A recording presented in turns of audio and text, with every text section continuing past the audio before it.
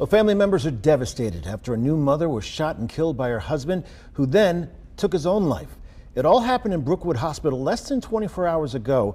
A Jefferson County coroner's report says Precious Johnson was shot multiple times. Authorities say she was a patient in the hospital. Family members say the 24-year-old had just had a baby with her husband, 19-year-old Kynath Terry Jr. According to the coroner, Terry died of a self-inflicted gunshot wound. Homewood police think the hospital shooting was a domestic-related murder-suicide. WVTM 13's Lisa Crane joins us live and local from Brookwood Hospital. Lisa, you spoke with family members in the Alabama Hospital Association today. What have you learned? Well, I did speak with Kynath Terry's mother today. As you can imagine, she is devastated. She did not want to speak on camera, but she told me she just can't understand what happened. She said this young couple was having some marital problems, and Precious Johnson did not want Terry's family at the hospital when she delivered the baby, but she still can't comprehend that her son could be violent. 19-year-old Kynath Terry had a lot going on in his life. His mother tells me he had finished Army National Guard boot camp, had married 24-year-old Precious Johnson, and they were expecting a baby. But Sunday night, after Johnson delivered her baby, authorities say Terry shot her several times and then turned the gun on himself. I think it's a sad, but this was an isolated incident. And I will say, in my 30 years of working at the Hospital Association and representing our hospitals in the state, this is the first time something has occurred like this. Because of this tragic incident, Howard says we could see changes to security protocol at hospitals like Baptist Health Brookwood. I wanted to get an idea of the security there. Less than a day after the shootings, I walked through the labor and delivery unit unchecked. Hospitals always do after action reports and look at what are the lessons learned, what worked well, what might need to be refined. And in doing that, it's not uncommon for the Hospital Association to pull together all of our hospitals to share information and best practices and what worked and what didn't work and what might need to be revisited. Now, I reached out to leaders here at the hospital. They did not want to speak on camera or address specific questions about security. Howard says there are no security mandates in Alabama for hospitals here, but she says, of course, that could change, and there will be a lot to learn from this incident. Live in Homewood, Lisa Crane, WVTM 13. Lisa, thanks. Homewood Mayor Jennifer Andrus is reacting to what she says is an active investigation, saying police acted quickly to secure the scene and ensure there was no ongoing threat to the public. She says her thoughts are with the victim, her family, hospital staff, and everyone affected. Andrus says the city is working closely with hospital leadership and will provide updates as appropriate. The nature of safety is often an illusion we construct out of brick, mortar, and the presence of those we trust. We move through our lives believing in the sanctity of certain thresholds, convinced that some doors are heavy enough to keep the chaos of the exterior world at bay. We find ourselves tonight in the rolling, pine-thick hills of Homewood, Alabama, where the red clay earth meets the sprawling canopy of the Deep South. In this quiet suburb of Birmingham, the air often carries the scent of rain and damp earth, a grounding fragrance that speaks of permanence and the slow, rhythmic turning of the seasons. It is here, against the backdrop of a soft March evening, that we encounter the story of Precious Johnson, a young woman who had just crossed the most profound threshold of human existence. To understand the weight of what occurred, we must first settle into the geography of Homewood.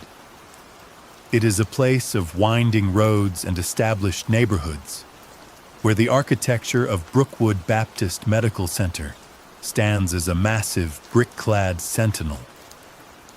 The hospital is more than just a collection of sterile rooms. It is a community pillar, a fortress of healing where the life cycles of generations have begun and ended. In the earliest days of March, the landscape was caught in that delicate suspension between winter and spring. The trees were still skeletal, their dark branches etched against a bruised purple sky. Yet the very first buds were beginning to swell on the dogwoods, a silent promise of the renewal to come.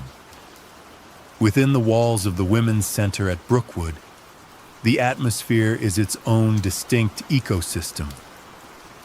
If you have ever walked through a maternity ward in the deep hours of the night, you know the specific quality of its silence. It is not an empty quiet, but a pressurized one, filled with the hum of climate-controlled air and the rhythmic, reassuring pulse of monitoring equipment. The light in these hallways is never truly dark. It is a soft, filtered glow, designed to soothe the nervous systems of the vulnerable. Here, the world feels distant.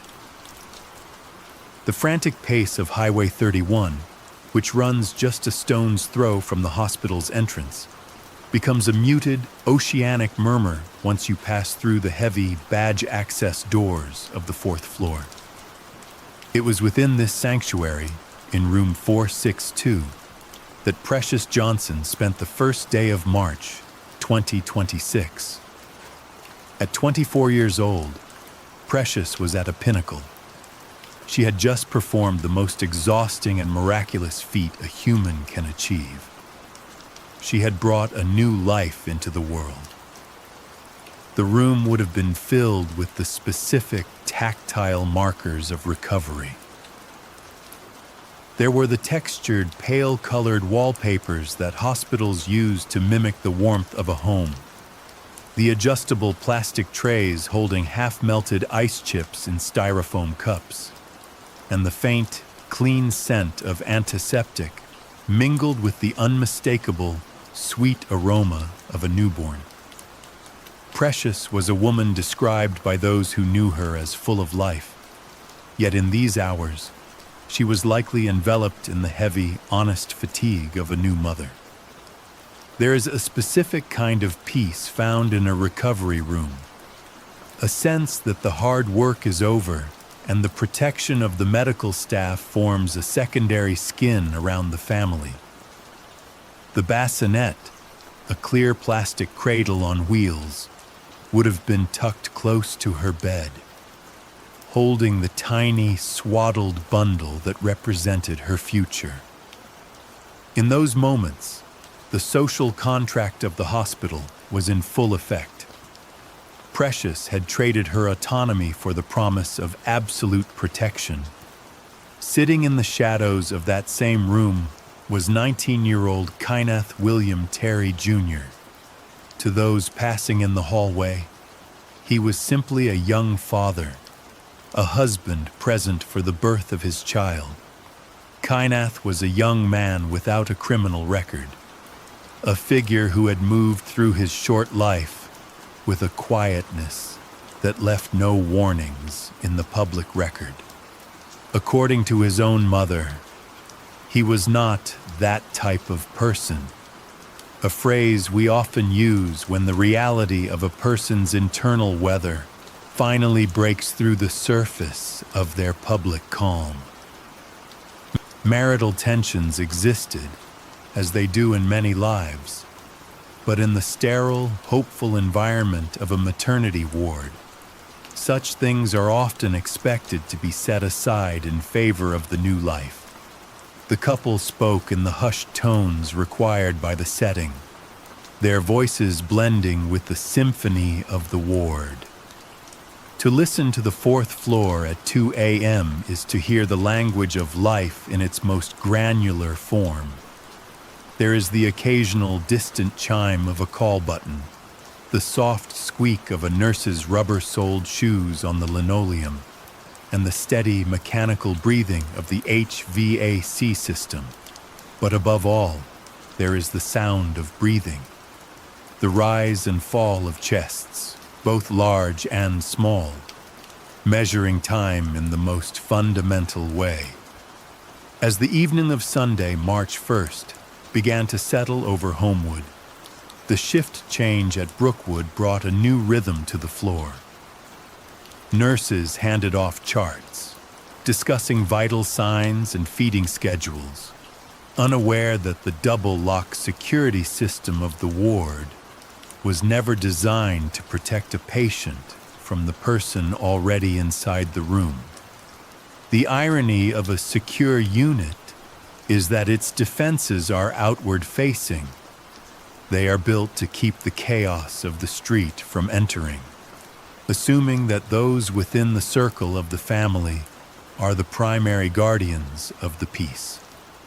By 5 p.m., the light outside the hospital windows began to fail, turning the Birmingham skyline into a flickering pulse of distant gold and white.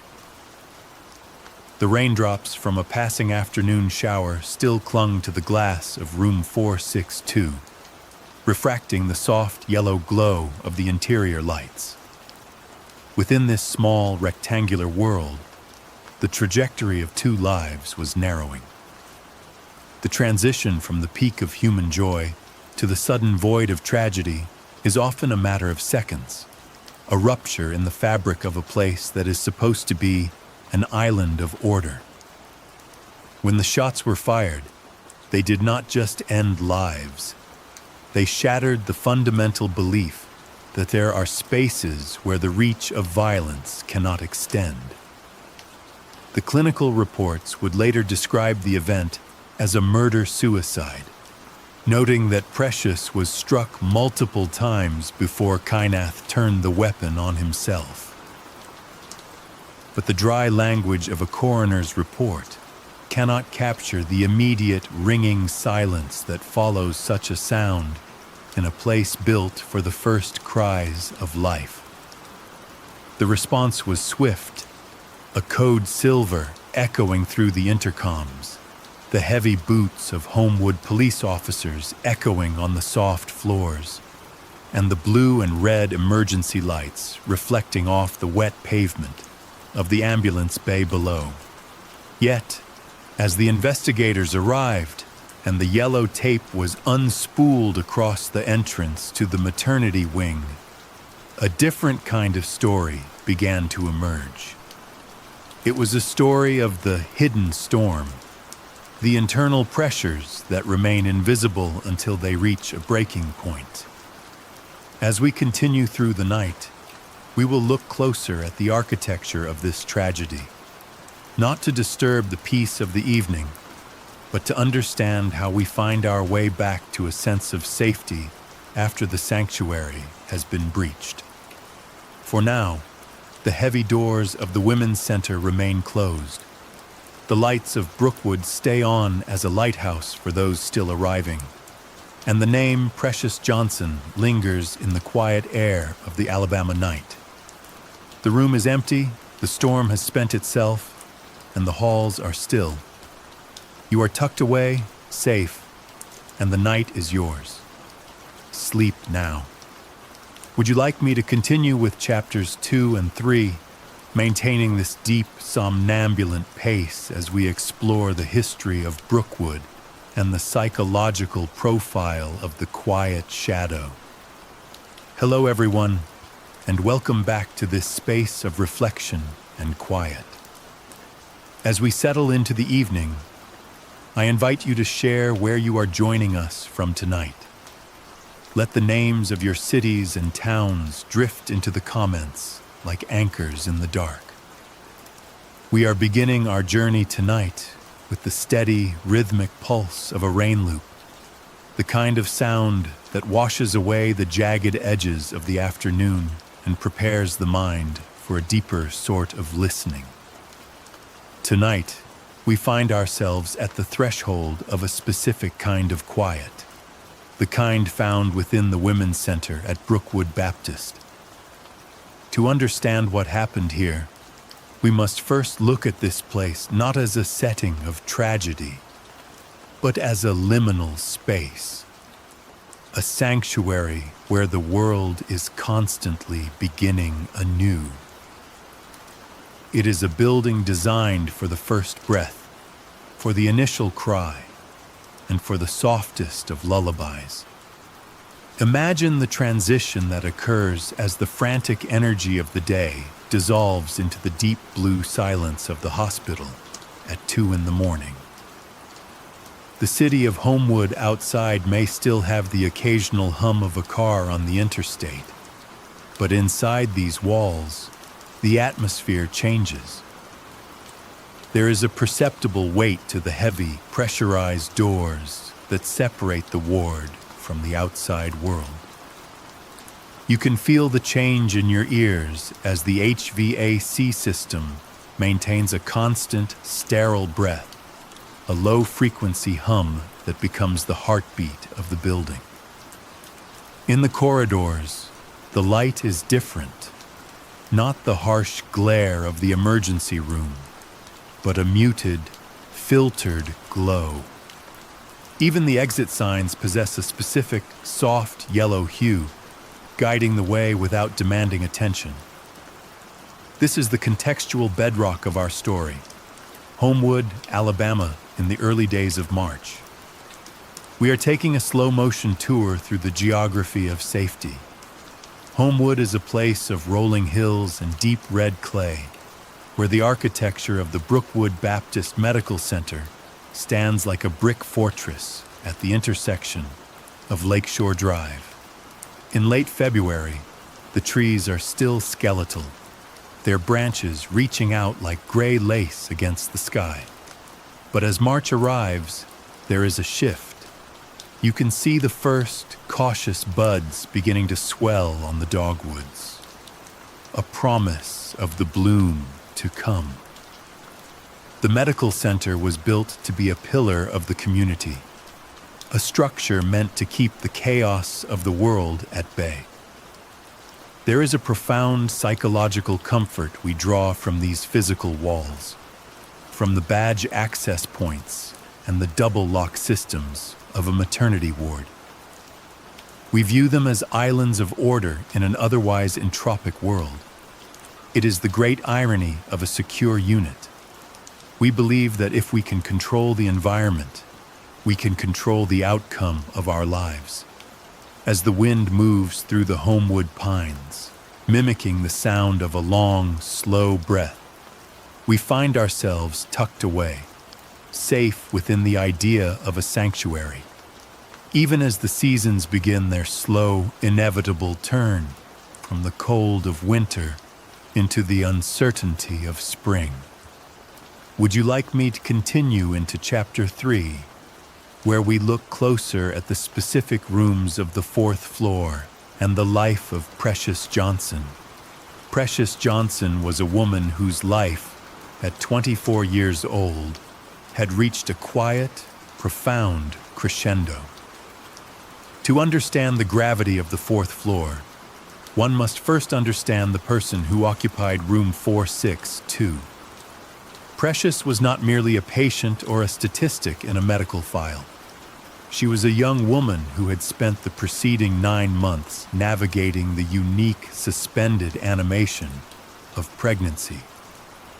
Friends and family would later recall her as a person of steady warmth, someone whose presence felt like a calm port in a storm. By the 1st of March, that long journey of anticipation had finally transitioned into the soft, rhythmic reality of motherhood. Inside the recovery suite, the air held a specific, almost sacred quality. It is a scent known only to those who have stepped into the immediate wake of a birth, a mixture of sterile linen, floral soap, and the milky, musk-sweet fragrance of a newborn. This was the pinnacle of her 24 years, a moment where the future felt tangible and tucked beneath a swaddle of striped cotton. The room itself was a study in functional comfort.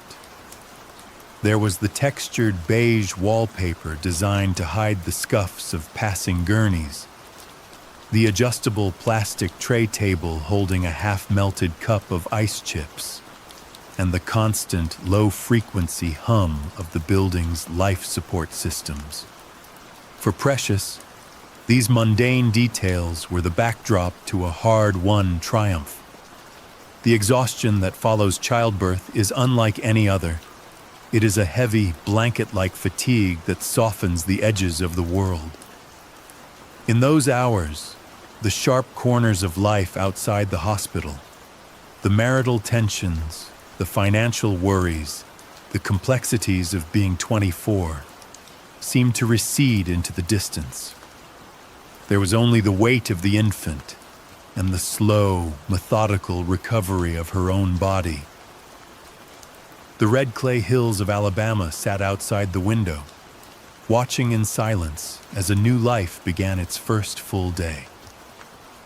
It was a peak of human joy, a plateau of peace so absolute that it seemed for a time entirely untouchable by the shadows gathering in the hallway. The geography of Brookwood Baptist Medical Center is as much a part of this story as the people within it. Since its inception, the facility has served as a community pillar, a massive fortress of brick and glass rising above the landscape of Homewood. It is a place where the architecture is intentionally designed to project a sense of absolute order. To reach the maternity ward, one must navigate a literal and psychological labyrinth.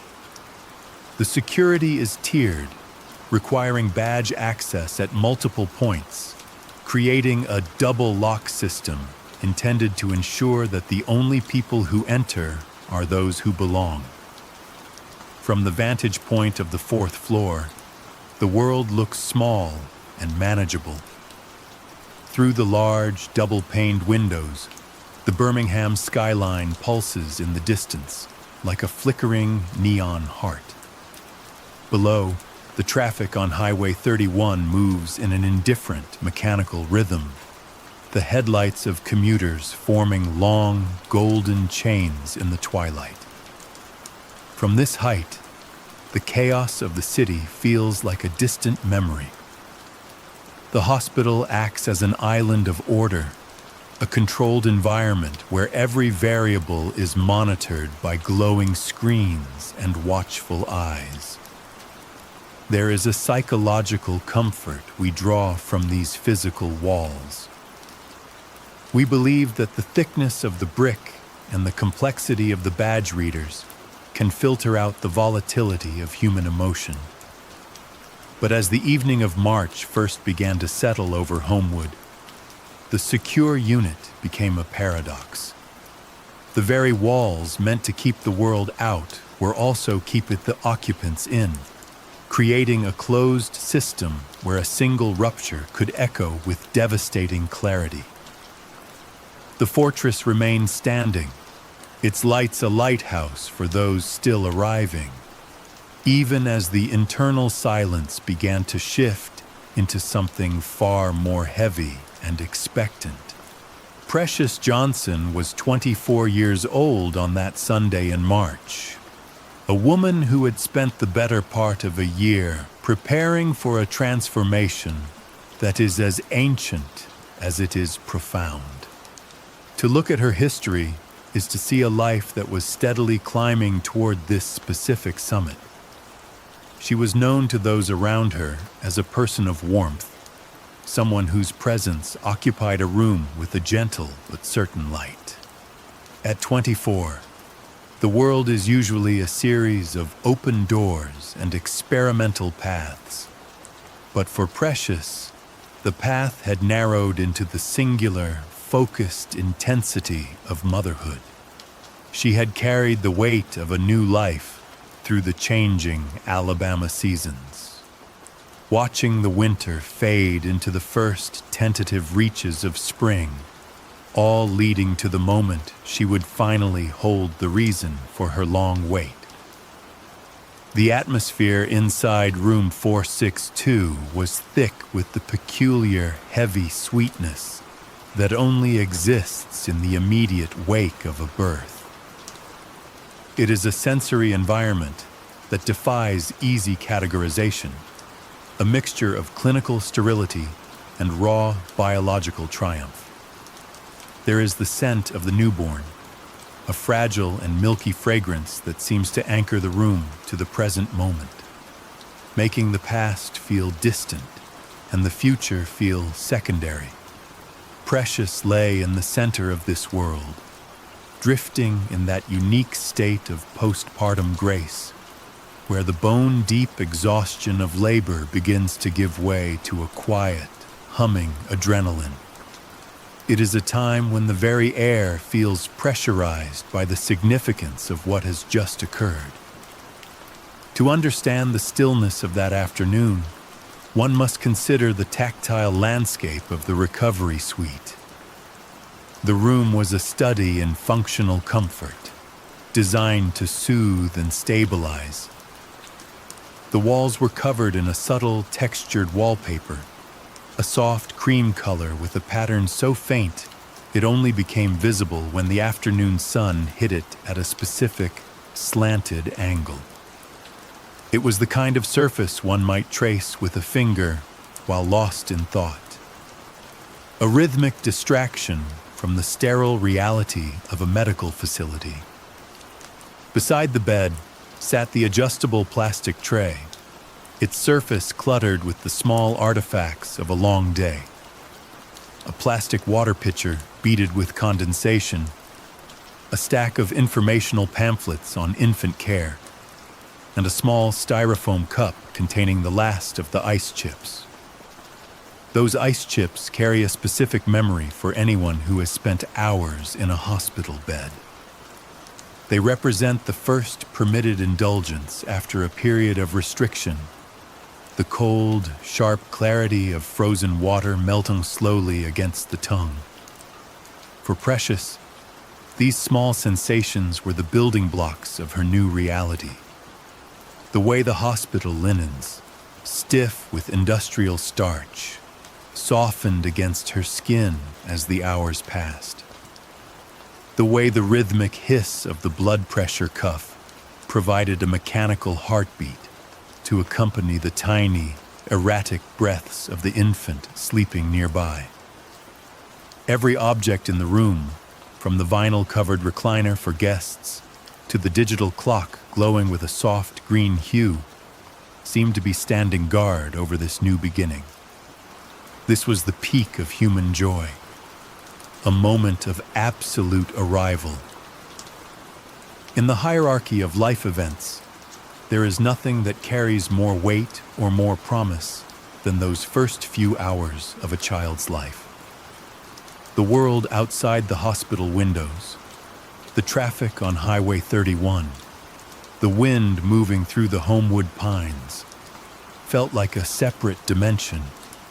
Inside room 462, the narrative was supposed to be one of recovery and expansion. It was a space defined by the sound of breathing, the warmth of skin-to-skin contact, and the overwhelming sense that the hardest part of the journey was over. The safety of the ward was not just a physical reality of locked doors and badge readers. It was a psychological state of being. Precious had reached the summit, and for a few golden hours, the view was one of perfect, uninterrupted peace. To understand the depth of the sanctuary that was breached that March evening, one must first understand the physical and historical weight of the Brookwood Baptist Medical Center itself. For decades, this sprawling complex has served as more than just a collection of sterile corridors and operating theaters. It has been a landmark of reliability for the people of Homewood and the greater Birmingham area. It sits nestled against the rolling green topography of the region, a fortress of red brick and glass that commands a sense of permanent, unshakable order. Families in Alabama often measure their lineage through these halls, pointing to specific windows where their children and their children's children first drew breath. It is a community pillar, a place where the chaos of human biology is met with the rigorous discipline of medicine, creating a localized universe where every variable is meant to be controlled. The maternity ward, specifically the women's center on the 4th floor, represents the inner sanctum of this fortress. To enter this space is to navigate a deliberate security labyrinth designed to filter out the noise and danger of the external world. There is a specific mechanical language to the ward, the magnetic hum of badge access points, the heavy pneumatic sigh of the double-locked doors that create a pressurized barrier between the public elevators and the private recovery suites. Each chime of a keypad serves as a sonic reminder of the social contract we sign when we enter a hospital, the unspoken agreement that in exchange for our vulnerability, we are granted absolute protection. The staff move through these checkpoints with a practiced, fluid rhythm, their movements governed by protocols that have remained unchanged for years, reinforcing the idea that this is an island of predictability in an entropic world. Looking out from the windows of room 462, the view offers a stark contrast to the interior's quiet intensity. From the elevation of the fourth floor, the world outside seems distant and strangely miniaturized. Birmingham's skyline sits on the horizon like a flickering digital pulse, its lights shimmering through the thin Alabama mist. Directly below, the rhythmic, indifferent flow of traffic on Highway 31 continues unabated, a steady stream of headlights and taillights that represents the frantic energy of lives in motion. Inside the room, however, time functions differently. The air is still, filtered and tempered to a constant, comforting warmth. There is a profound psychological weight to these walls. They are built to be the physical manifestation of a safe room in the collective mind of the public. We often view hospitals as neutral ground, a secular cathedral where the only thing that matters is the preservation of life. The architecture is intentionally soothing, using soft curves and muted tones to lower the heart rate and suggest a state of perpetual calm. It is this very design, the layers of reinforced glass, the monitored hallways, the specialized equipment, that makes the sudden intrusion of the unforeseen feel so impossible. We rely on these structures to keep the darkness at bay, believing that the brick and mortar can somehow filter out the complexities of human emotion and the unpredictability of the human spirit. On that Sunday, the architecture of Brookwood remained as solid as ever, a silent witness to the life beginning within its embrace, even as the shadows began to lengthen across the fourth-floor corridor.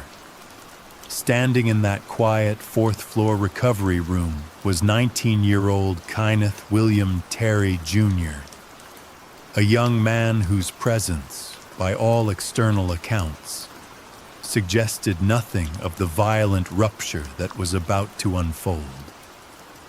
To understand the gravity of what happened in room 462, we must look at the person Kynath appeared to be in the eyes of those who knew him best.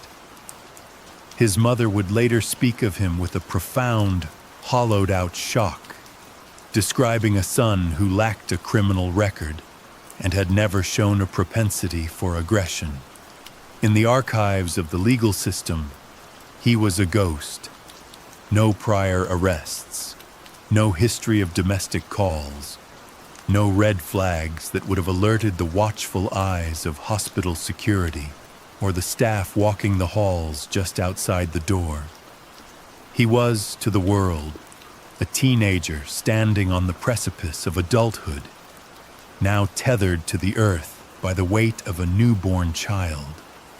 There is a particular kind of intimacy that exists within the dim lighting of a maternity ward after the visitors have gone home. It is a space of hushed conversations, where the air is thick with the scent of antiseptic and the milky sweetness of a new life. Kynath and Precious sat within this bubble of forced quiet, a 24-year-old woman and her 19-year-old husband, navigating the strange, exhausted territory of the first few days of parenthood. We can imagine the specific stillness of that room, the way the shadows from the bedside monitor danced across the textured wallpaper, and the rhythmic mechanical hum of the building providing a backdrop to their private words. For a 19-year-old, the transition into fatherhood is a seismic shift, a sudden demand for a level of stability and protection that can feel overwhelming. While his mother insisted he was not that type of person, the internal weather of Kynath's mind remained a closed book to the rest of the world. In those final hours, the couple was reportedly dealing with marital strain. Yet to any passerby or nurse checking a vitals monitor, they were simply another young family beginning their journey. The paradox of Kynath Terry lies in this very normalcy. He was a figure of quietude in a place built for peace, a shadow that moved through the room with no outward sign that he carried a storm within him.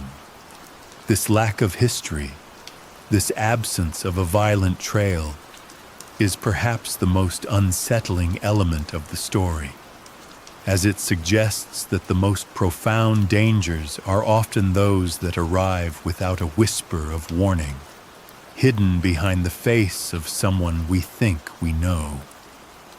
As the evening progressed, the weight of his reality and the fractures in their relationship began to press inward, turning the sanctuary of the hospital room into a pressurized chamber where the silence was no longer a comfort, but a precursor to a devastating break in the social contract of safety.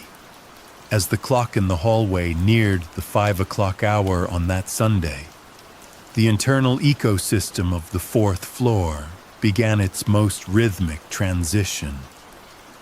This is the hour of the shift change, a period of transition where the outgoing staff prepares to hand over the heavy responsibility of life to the incoming night crew. In a maternity ward, this process is conducted with a specialized, quiet intensity. Nurses move from room to room with clipboards and digital tablets, their voices lowered to a melodic hum as they relay the vital statistics of the day. They speak of heart rates, of feeding schedules, and of the quiet victories of a recovery that is proceeding exactly as it should. There is a profound sense of continuity in this ritual, a belief that the cycle of care is an unbreakable chain, designed to shield the vulnerable from any shadow of the outside world. The atmosphere of the ward at this hour creates a specific symphony, one that those who have spent time in hospitals know intimately. It is the sound of a system breathing. You can hear the rhythmic, mechanical puff of an oxygen concentrator in a nearby room, providing a steady, artificial pulse. There is the distant, electronic chime of a call button, a polite request for assistance that sounds more like a gentle suggestion than an alarm. Underneath it all is the intermittent squeak of a nurse's cart, the rubber wheels protesting softly against the polished linoleum, and the muffled click of heavy fire doors settling into their frames. It is a soundscape of total order, a curated environment where every decibel is managed to promote healing and peace. Within room 462, the world had narrowed down to the most fundamental elements of human existence. The air was warm, carrying the faint, sterile scent of antiseptic wipes mingled with the sweet, primal aroma of a newborn. It is a setting where the passage of time is no longer marked by the sun or the moon, but by the smallest of movements. Life, in its earliest hours, is measured in the rise and fall of a tiny chest. For Precious, lying in the dim light of the late afternoon, that rhythmic motion was the center of the universe. It was the physical manifestation of a future just beginning, a quiet promise that the world would continue. But as the shadows began to stretch across the floor, reaching toward the corners of the room, the nature of the silence started to shift. It was no longer just the silence of rest. It was beginning to take on a different, heavier quality. In the spaces between the mechanical hums of the medical equipment, something unseen was creeping into the room. It was the slow, steady approach of the unforeseen, a fracture in the foundation of the sanctuary. The very walls that are built to exclude the chaos of the Birmingham streets were now merely a boundary for attention that had already found its way inside. The safety of the ward, so carefully maintained by the staff and the architecture, was becoming a thin veil. In these final minutes of the afternoon, the double lock system and the badge access points remained perfectly functional, yet they were powerless against a threat that had already been invited across the threshold. The transition from the peak of human joy to the depth of tragedy was not heralded by a storm, but by the quiet, steady ticking of a clock that was fast approaching an hour no one could have predicted. The minutes leading up to the end of the 6 o'clock hour were defined by a profound, rhythmic predictability.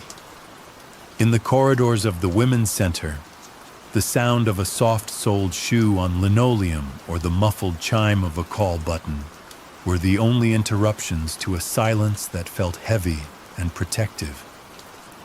Inside room 462, that silence was suddenly, violently dismantled. The discharge of a firearm in a space designed for the first breaths of life is a sound that the human mind struggles to categorize. It is too sharp, too mechanical, and entirely devoid of the organic warmth that permeates a maternity ward. There were multiple shots, each one a sudden, jagged tear in the atmosphere of the room.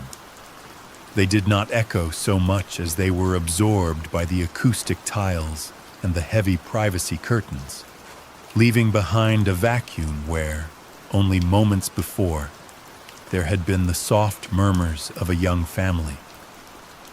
When the final echoes of the mechanical action faded, they were replaced by a silence far more oppressive than the one that had preceded it. This was the heavy, ringing quiet of a vacuum. In the immediate aftermath, there is a specific, surreal suspension of time.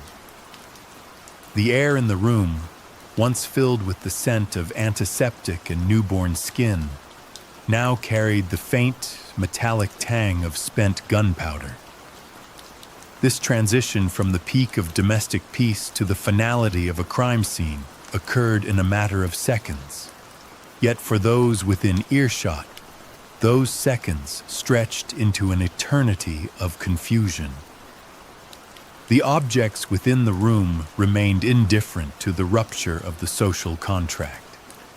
There is a peculiar tragedy in the way inanimate things continue their functions when a human life has ceased. On the wall, a small circular hole now marred the sterile, eggshell white surface, a jagged entry point that seemed impossibly small for the damage it represented. Nearby, the heart rate monitor continued its steady electronic pulse. Its green line traced a rhythmic path across the dark screen, a digital heartbeat that persisted even as the biological ones in the room faltered. The plastic water pitcher, half full of melting ice, sat on the adjustable tray, its condensation forming a slow, silent ring on the surface. A discarded hospital bracelet lay on the floor, its blue ink identifying a person who was no longer there to claim it. These objects, designed for care and recovery, were now the silent witnesses to a scene they were never meant to contain. Outside the window of room 462, the Alabama sky had finally surrendered to a steady, rhythmic rain. The droplets tapped against the glass with a gentle, percussive persistence. A natural rain bridge that seemed to pull a veil over the fourth floor. Each drop tracked a slow, erratic path down the pane, blurring the distant, flickering lights of the Birmingham skyline. The sound of the rain was the only thing that moved in the room now. A soft, natural white noise that stood in stark contrast to the sterile, unmoving scene inside. It was a cold, cleansing rhythm, marking the passage of time as the hospital began to realize that its fortress of brick and badge access doors had been breached from within. The world outside continued its slow, damp rotation, oblivious to the fact that for Precious Johnson and Kynath Terry, the clock had simply stopped. The silent alarm of a code silver rippled through the hospital's internal communications with a chilling electronic detachment, instantly altering the molecular density of the air in the hallways. In Homewood, where the police force often contends with the predictable rhythms of a suburban enclave, a call from the Women's Center at Brookwood carries a weight that is difficult to articulate. It is a summons to the very heart of the community's vulnerability. As the first patrol units swung onto Lakeshore Drive, their tires hissed against the rain-slicked asphalt, a sound like tearing silk that cut through the humid Alabama night. The blue and red lights did not just illuminate the darkness, they fractured it, bouncing off the glass panes of the maternity ward and turning the sterile white exterior of the building into a strobing, kaleidoscopic monument to emergency. There is a specific, haunting visual in the way those emergency lights interact with the environment of a hospital. The way the rhythmic flashes reflect in the puddles of the ambulance bay, casting long, dancing shadows of the ornamental pines against the brickwork. When the officers stepped through the sliding glass doors, the transition was jarring. The outside world was a chaotic blur of wind and sirens, but the lobby remained momentarily suspended in a fading grace. Then, the sound of heavy tactical boots met the soft, specialized linoleum of the medical floors. A dull, rhythmic thudding that was never meant to be heard in a place designed for the soft padding of nursing clogs and the gentle roll of bassinets. These men and women, trained for the rigid logistics of an active shooter response, found themselves navigating a labyrinth built for the beginning of life. They moved past walls decorated with framed photographs of smiling infants and inspirational quotes about motherhood, their hands hovering near duty belts as they cleared the badge access points. The double lock system, designed to keep the external world and its many threats at bay, now served as a series of hurdles for those trying to render aid. Each click of a heavy door locking behind them felt like a seal on the tragedy that had already unfolded. The psychological pivot required of the hospital staff in these moments was profound and arguably unnatural.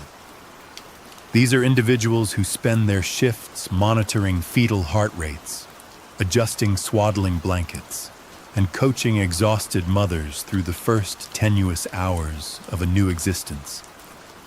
Their hands are trained for the delicate, the soft, and the living.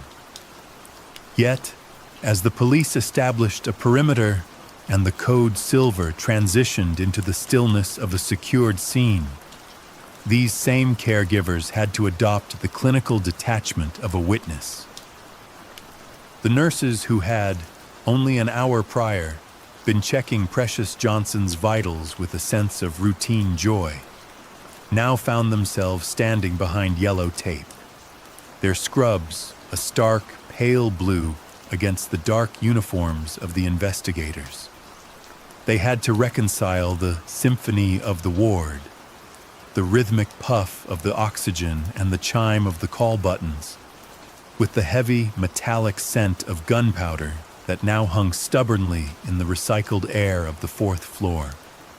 It was a collision of two worlds that should never have met. The tactical necessity of a crime scene and the sacred quiet of a nursery. As the officers moved into room 462, the procedural reality of the situation began to overwrite the personal tragedy. They documented the position of the casings on the floor, the way the light from the television flickered against the walls, and the specific angle of the furniture. There is a cold, necessary geometry to a police investigation that strips a room of its warmth. The recovery room, which was supposed to be a cocoon for a growing family, was now a grid of evidence markers. The Homewood police worked with a hushed efficiency, their voices kept low, not out of a fear of waking the patients, but out of an instinctive reverence for the gravity of the void that had been created. Outside, the rain continued to fall, washing over the windshields of the parked cruisers, while inside, the bright, unflinching fluorescent lights of the hospital ensured that every detail of the rupture was visible, documented, and frozen in time. The arrival of the blue lights marked the end of the private tragedy and the beginning of the public record, as the fortress of Brookwood began the long, slow process of exhaling its shock. The heavy, rhythmic tread of the tactical teams eventually gave way to a different kind of footfall, the measured, deliberate pace of the Jefferson County Coroner's Office. There is a specific sound to their arrival, a quiet clatter of metal equipment and the rustle of heavy-duty plastic that signals the finality of a scene. When the coroner enters a space like room 462, the air seems to undergo a chemical change. The lingering warmth of a recovery suite, a room designed for the beginning of life, is systematically replaced by the chill of a clinical investigation. The language used in these moments is purposefully dry, a linguistic shield against the magnitude of the tragedy. On the official forms, the vibrant life of Precious Johnson is reduced to a series of check marks and anatomical diagrams. The state defines the end not through the lens of a lost mother or a shattered family, but through the cold precision of trajectory, entry points, and time of death. This clinical drift is a necessary part of the process, yet it creates a jarring dissonance. An hour prior, this room was a sanctuary of soft blankets and the scent of ivory soap. Now, it is a grid of evidence markers and flash photography. There is a profound weight to the paperwork that follows such an event. Each stroke of the pen on a clipboard carries the gravity of a life concluded. We can almost hear the scratch of the nib against the paper as the investigator documents the position of the furniture and the state of the medical monitors. The gurney, a standard piece of hospital equipment, takes on a different character when it is brought in by the coroner's team. Its metal frame is cold to the touch, and its wheels emit a low metallic hum as it is positioned. There is a ritualistic nature to the closing of a file, the snap of a briefcase, the sliding of a document into a folder, that signifies the state's work is nearing its end. By the time the sun began to hint at its arrival beyond the Alabama horizon, the legal story of what happened at Brookwood was largely written. The determination of a murder-suicide provided the police and the courts with a definitive conclusion. There would be no trial, no long drawn-out search for a fugitive, and no complex legal maneuvering. The file was labeled, organized, and prepared for the archives. However, as the detectives and the coroner's deputies began to filter out of the fourth floor, the human tragedy was only just beginning to expand. While the law finds closure in a cause of death, the hearts of those left behind, the family, the staff, and the infant who remained in the nursery, were just beginning to navigate the vast, uncharted territory of a life permanently altered. The paperwork was finished, but the silence in the room remained, heavy and thick with the questions that no official report could ever truly answer. Beyond the sterile corridors and the heavy click of the investigator's pen, the ripple of the tragedy reached the quiet doorstep of a home that had, only hours before, been preparing for a celebration. For the mother of Kynath Terry, the world did not shift with a gradual tilt. It fractured instantly. She spoke to those who sought answers with a voice that carried the hollow resonance of a person standing in the center of a ruin. Her words were simple, yet they contained the entire weight of a parent's disbelief. He wasn't that type of person. In those 6 words, she captured the fundamental mystery of the human condition, the vast, often impenetrable distance between the person we see every day and the internal landscape they navigate alone. To her, Kynath was not a headline or a cautionary tale of hospital security. He was the son she had raised, a young man of 19 who had shown no outward signs of the capacity for such a final, violent rupture. She described a reality that had no room for the events of room 462. There were no prior warnings, no history of systemic violence, and no red flags that would have led a mother to believe her son was capable of extinguishing 2 lives in a place built for the preservation of health. This testimony highlights what we might call the hidden storm. We often walk through our lives believing we can read the weather in the eyes of those we love.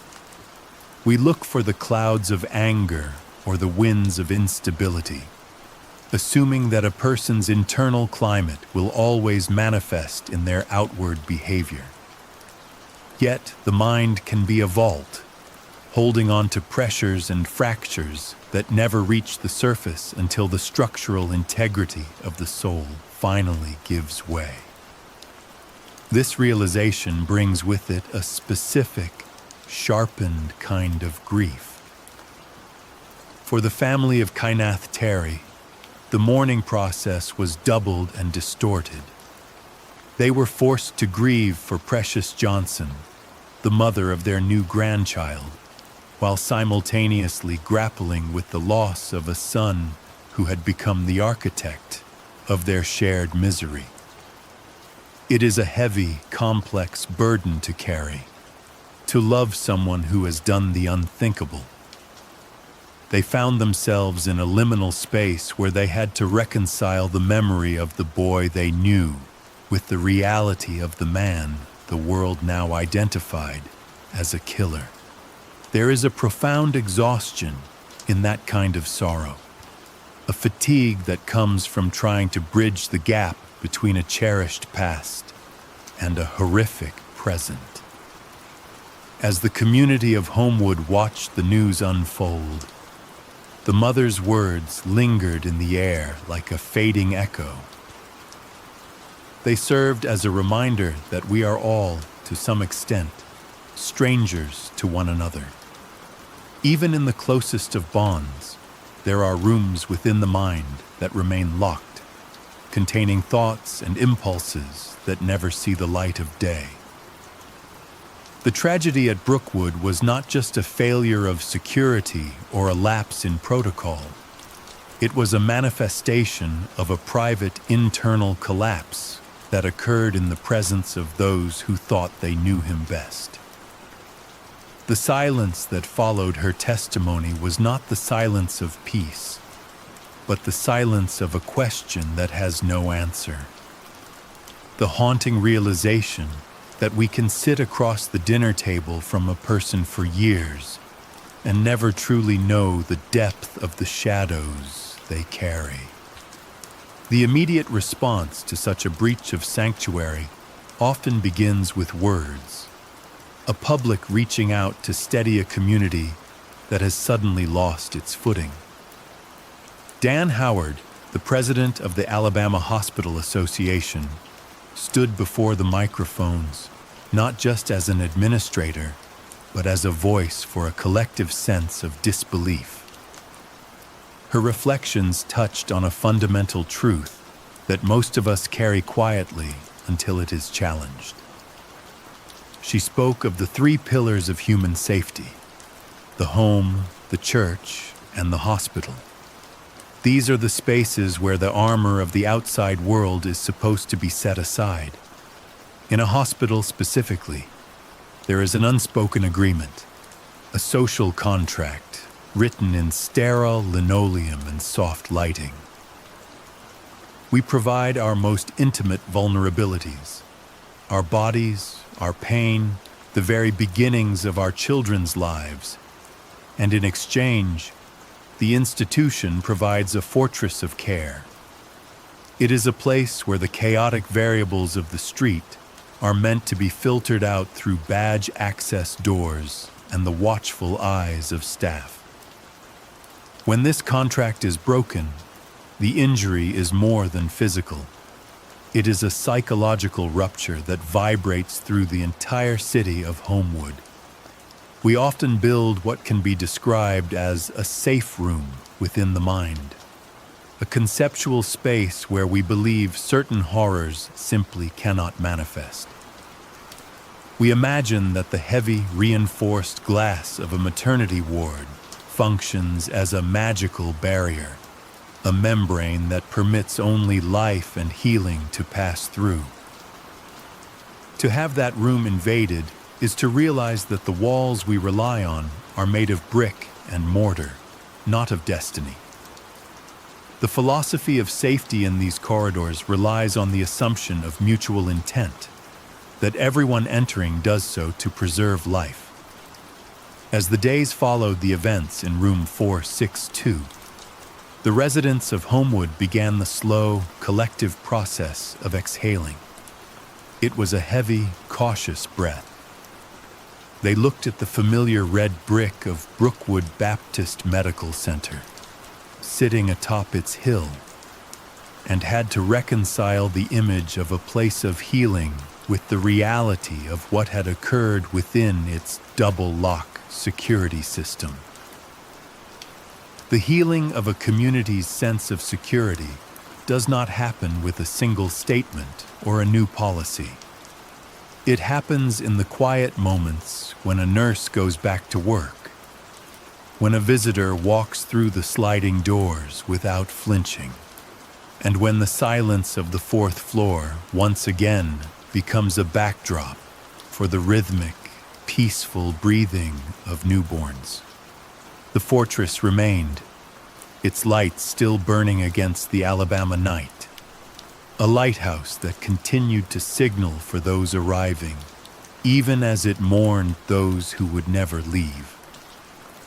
The legacy of that Sunday in March does not end with the closing of a police file or the scrubbing of a hospital room.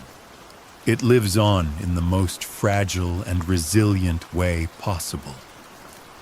In a small bassinet, shielded from the complexities of the world that had just shifted so violently around it, a new life remained.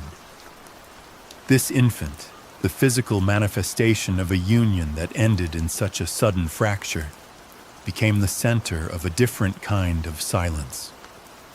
It is a profound irony of the human condition that while one story reached a definitive, tragic conclusion, another was only on its third or fourth page.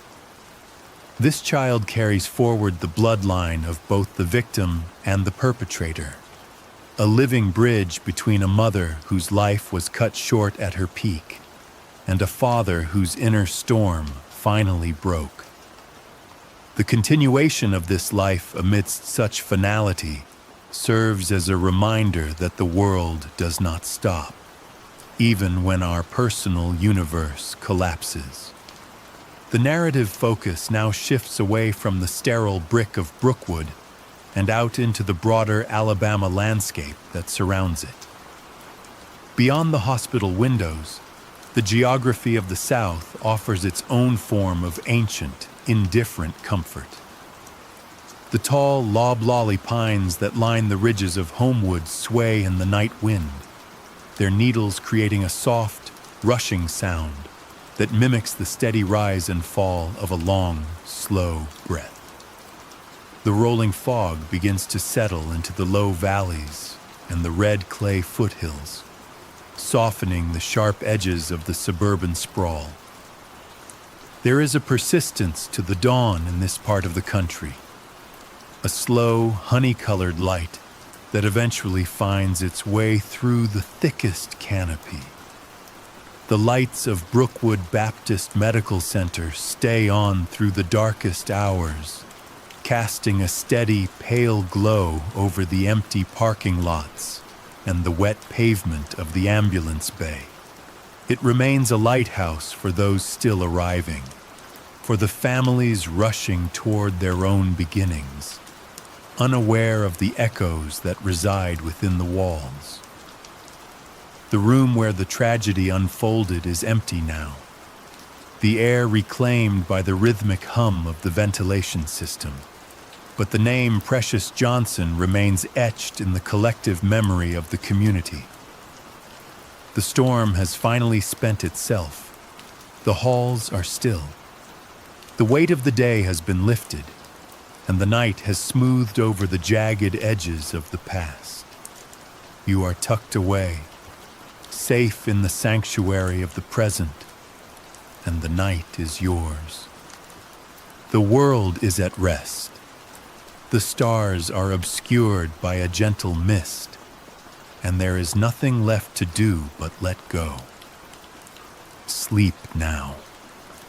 Good night.